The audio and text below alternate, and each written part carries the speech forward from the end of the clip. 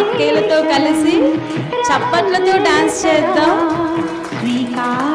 మరి మనందరం కూడా మన ఆనందాన్ని ఎలా వ్యక్తపరుస్తాము? स्वीकार तुमने मेरा व्रत किया, खुशियों से आंचल मेरा भर दिया, मेरा भर दिया, जो मांगा उससे ये ज्यादा दिया। माँ संतोषी माँ जय माँ तेरी शरण रहूं मैं सदा।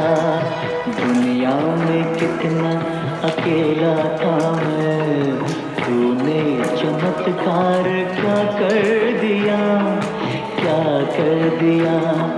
मुझको दिया तूने जीवन नया। माँ संतोषी माँ जय माँ, माँ संतोषी माँ जय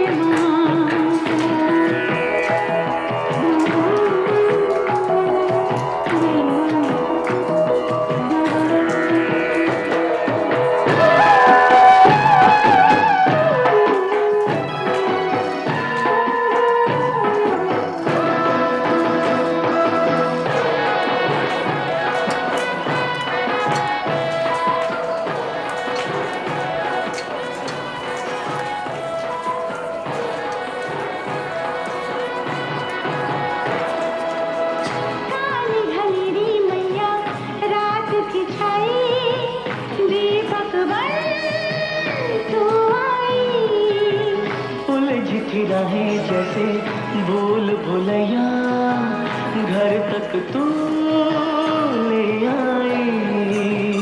मैया तूने जानी कैसा खेल रचाया, छूटा मेरा दुख से नाता